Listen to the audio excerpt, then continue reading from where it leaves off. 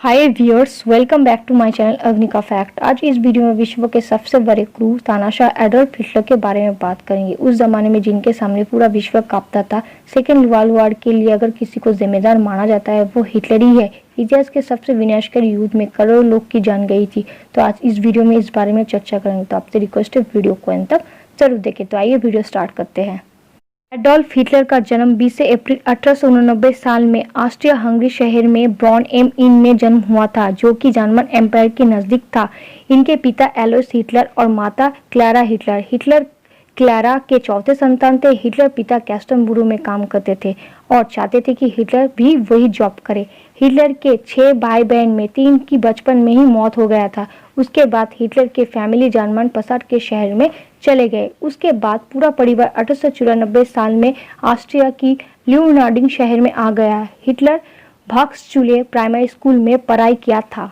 Hitler 8 साल की उम्र में गाना सीखा था और चर्च में गाना गाता था। फिर चर्च का पादरी बन गया था। जब हिटलर के छोटे भाई एडमंड को मिसाइल से 1900 साल में मौत हो गया था, तब वो बहुत ही दुखी हो गए थे। उनके पिता हिटलर को 1900 साल में रिल्सुले स्कूल में पढ़ने के लिए भेजा था, पर वहां हिटलर जानबूझकर रिजल्ट खराब किया था। हिटलर को बचपन से ही जर्मन नेशनलिस्ट सोच था। जर्मन के पति रॉयल थे। हिटलर ऑस्ट्रियन इम्पेरियर राष्ट्रगाना ना गाकर जर्मन के डैचलैंड डील गाते थे। मतलब हिटलर के मन में बचपन से ही बदले की भावना रखते थे। 3 जनवरी 1903 साल में हिटलर के पिता की मौत हो जाने के बाद उस समय हिटलर की स्कूल की परफॉर्मेंस काफ़ी खराब हो गया था, इसलिए उनकी माता हिटलर को स्कूल छुड़वा देती है।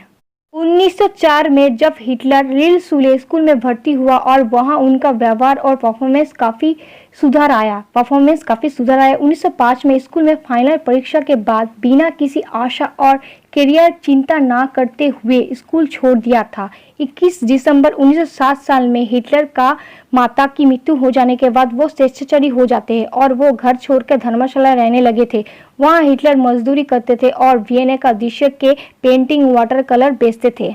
उस समय हिटलर आर्किटेक्चर और म्यूजिक सीख रहे थे। हिटलर यहूदी लोगों के खिलाफ थे। फर्स्ट वर्ल्ड वॉर में जर्मनी हार के बाद हिटलर यहूदी के बिल्कुल एंटी हो गए। हिटलर में 1913 साल में मुंशी जाकर ऑस्ट्रो हंगरी आर्मी ज्वाइन करने गया था, परंतु मेडिकल फिट न होने के कारण उनको भर्ती नहीं लिया गया था। 1914 साल में जब फर्स्ट वर्ल्ड वॉर शुरू हुआ था, तब हिटलर मुंशी में रहते थे। वहां बावेरियन आर्मी ज्वाइन किया था।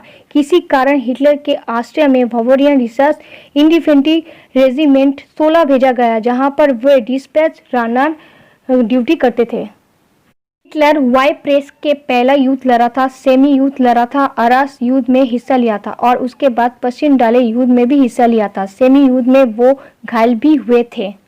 1914 साल में हिटलर को साहस के लिए iron course second class medal से सम्मानित किया था। उसके बाद 4 अगस्त 1918 साल में आयरन कोर्स फर्स्ट क्लास से सम्मानित किया गया था। हिटलर को गैफरीटर रैंक से सम्मानित किया था। 18 मई 1918 साल में ब्लैक वुड बैच मिला था। हिटलर अपनी ऑटोबायोग्राफी और पॉलिटिकल मैनिफेस्टो खुद ही डिक्टेट किया था, जिसका नाम मैन काफे मतलब माई स्ट्रगल।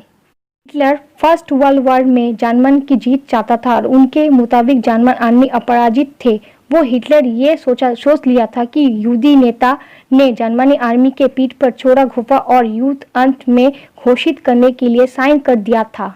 इस समय से हिटलर के मन में यहूदी लोगों के लिए और भी नफरत पैदा हो गया था।